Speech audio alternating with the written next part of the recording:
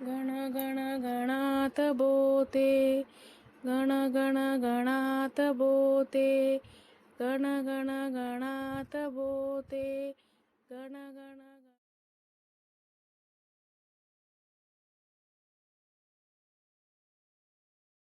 अनंतकोटी ब्रह्मांड नायक महाराजाधिराज योगीराज परब्रह्म सच्चिदानंद भक्त प्रतिपालक शेगाव निवासी समर्थ सद्गुरु श्री गजानन महाराज की जय।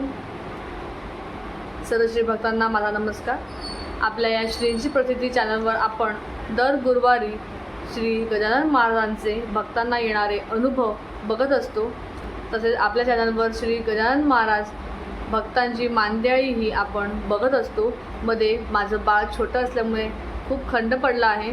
आता प्रयत्न करेल की जास्त खंड पडू नये। तर आज मी तुमच्यासाठी एक नवीन अनुभव घेऊन आले आहे। आपल्या चॅनलवर बरेचसे अनुभव यापूर्वी प्रसारित झालेले आहे। तर काही श्रीभक्त नवीन असतील तर त्यांनी चॅनलला अवश्य भेट द्या आणि सर्व अनुभव एकदा सवडीने खरोखर नक्की ऐका। खूप सुखद अनुभव आहे हा अनुभव ऐकण्याचाही। आणि तुमच्याकडेही अनुभव असतील तर आमच्याकडे नक्की पाठवा। ते अनुभव माझ्यापर्यंत कसे पोचवायचे याबद्दलची पूर्ण माहिती मी व्हिडिओच्या शेवटी देईल। तसेच नवीन श्रीभक्तांनी चॅनलला सबस्क्राईब करा आणि नोटिफिकेशन ऑन करा, जेणेकरून नवीन येणारे सर्व अनुभव तुम्हाला ऐकता येतील। तुम्हाला नोटिफिकेशन मिळेल की श्रींची प्रतिनिधी चॅनलवर नवीन अनुभव आलेला आहे। त्यामुळे चॅनलला सबस्क्राईब करायला विसरू नका। आणि मी जे ही सेवा म्हणा किंवा हा उपक्रम सुरू केला आहे गेली 2 वर्ष, म्हणजे 2 वर्षापूर्वीच्या गुरुपौर्णिमेला आपण हा उपक्रम हे चॅनल सुरू केलं होतं। मध्ये काही कारणास्तव खंड पडला, पण या गुरुपौर्णिमेला आता पुन्हा एकदा नव्याने आपण या उपक्रमाची सुरुवात करू। आणि माझा हा उपक्रम म्हणजेच माऊलींचे भक्तांना येणारे अनुभव इतर श्रीभक्तांपर्यंत पोचवणे हा मी वसा घेतलेला आहे। त्यात मला सर्व श्रीभक्तांनी सहकार्य करावे इतकीच माफक अपेक्षा आहे। तर तुम्ही हा अनुभव ऐका आणि इतर श्रीभक्तांपर्यंत पोचवण्यास मदत करा।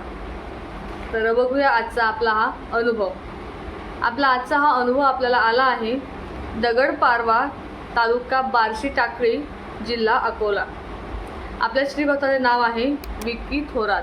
तर बघूया त्यांना माऊलींचा काय अनुभव आलेला आहे, त्यांना माऊलींनी कशी प्रचिती दिली। पावसाळ्याचे दिवस होते। मी आणि माझा मित्र अकोला ते शेगाव पायदळ वारीला जात होतो आणि सतत पाऊस सुरू होता। आम्हाला पुढे आवाज येत होता जसे की समोर एक 4-5 लोक आपल्या पुढे चालत आहेत, पण आम्ही कितीही जोरात चाललो तरीही ते आम्हाला दिसत नव्हते। असंच चालत चालत आम्ही कळंबा कसुरी या गावातील नदीपर्यंत पोहोचलो। विशेष म्हणजे नदीतील पात्राच्या पाण्याचा आम्हाला काहीच अंदाज येत नव्हता आणि पाऊस सुरूच होता। आम्ही पुढे कसे जायचे हा विचार करीतच होतो। तेवढ्यातच आम्हाला एक म्हातारी व्यक्ती भेटली आणि ते म्हणाले की तुम्ही माझ्या मागे मागे या। तर आम्ही विचार केला आणि म्हटलं की चला जाऊया, आणि आम्ही तसे त्यांच्या मागे चालायला लागलो। नदीपात्र ओलांडले तोपर्यंत ती व्यक्ती आमच्या सोबतच चालत होती, पण थोडं समोर गेलो तोच ती व्यक्ती जशी काही अदृश्य झाली। आम्ही परत नागझरी येथे शेगाव संस्थांकडून चहा पाण्याची व्यवस्था केली जाते तेथे पोहोचलो। तेथे चहा पाणी घेताना आम्ही तेथील सेवेकरांना विचारणा केली की आज कोणीच दिसत नाही। आमच्या समोर जे कोणी 4-5 लोक जात होते ज्यांचा आम्हाला आवाज येत होता ते पुढे गेले की काय। तर त्या सेवेकरांनी सांगितले की आज कोणीच आलेलं नाही, आत्तापर्यंत फक्त तुम्ही दोघेच येथे आले आहात। तोच आमच्या डोक्यात पुन्हा विचारचक्र सुरू झाले की आपल्यासमोर सतत जो बोलण्याचा आवाज होता तो कोणाचा, आपल्याला नदी पार करून देणारा तो म्हातारा किंवा ती म्हातारी व्यक्ती नेमकं कोण होती? तर खरोखरच ती म्हातारी व्यक्ती कोण होती हे श्रीभक्तांना सांगण्याची, वेगळं काही सांगण्याची गरजच नाही. त्या श्रीभक्तांच्या नियमित वाचनामध्ये श्री गजानन विजय ग्रंथ आहे. त्यांना असा एक प्रसंग आठवला असेल, श्री माधव मार्तंड जोशी यांच्याबद्दलचा एक अनुभव, एक प्रसंग अध्याय क्रमांक 20मध्ये हा प्रसंग श्री दासगणूंनी वर्तवला आहे. तर माधव मार्तंड जोशी हे माऊलींचे निस्सिम भक्त होते आणि त्यांच्यावरही असाच एक प्रसंग आलेला होता. तर त्या ओवी मी तुम्हाला सांगते बघा. झंझावात बळावला, कडकडाट करी चपला, मन नदीला पूर आला, क्षणा माझी भयंकर. तर या 20व्या अध्यायातल्या ओवी आहेत. श्री माधव मार्तंड जोशी हे आपल्या सहकाऱ्यासोबत मन नदीकडून निघाले होते आणि सहकाऱ्यांनी सांगितलं होतं की नदीला खूप पूर आहे. तर त्यांनी म्हटलं की मला वेळ होतो आहे आणि पटकन दमनी तयार करा आणि आपण लगेच नदी पार करून निघून जाऊ. दमनी नदीला मध्ये मार्गाला लागली तर अचानक नदीचा पूर हा खूप वाढला होता आणि त्यावेळी जोशी अगदी घाबरेघुबरे झाले होते. त्यांनी त्या सहकार्याला सांगितलं की तू आता मागे सर आणि माऊलींचे नामस्मरण कर, तेच आता आपल्याला पैलतीला लावतील.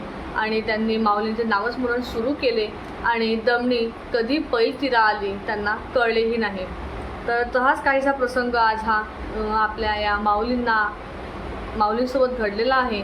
नदीच्या पात्रातील पाण्याचा त्यांना अंदाजही नव्हता आणि पुढे जावे की नाही. तर तोच त्यांना एक म्हातारी व्यक्ती म्हणजे सहजच एक स्पष्टच सांगायचं तर त्यांना माऊली भेटले आणि माऊलीने त्यांना नदीमधून पुढे मार्ग दाखवत पुढे नेलं आणि नंतर थोड्या वेळाने ती व्यक्ती अदृश्यही झाली.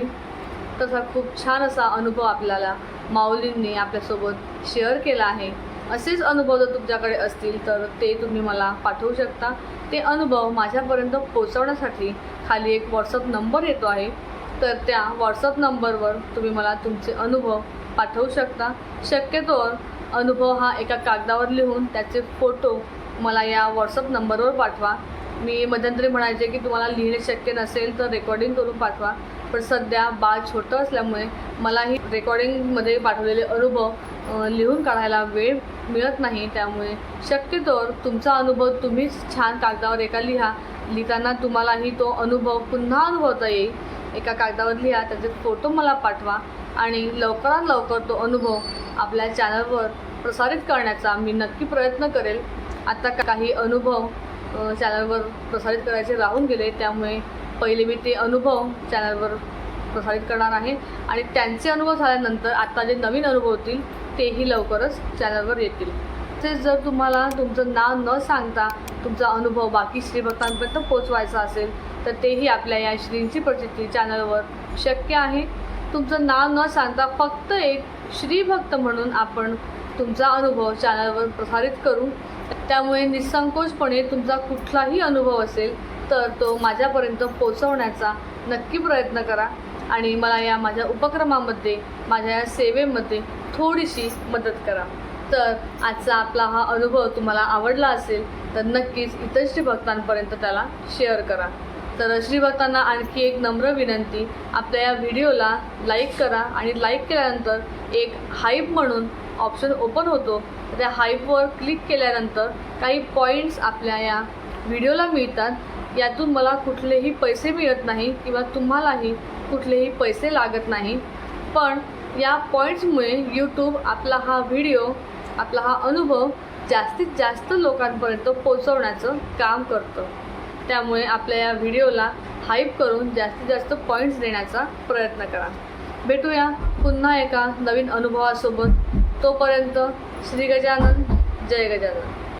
गण गण गणात बोते, गण गण गणात बोते, गण गण गणात बोते, गण गण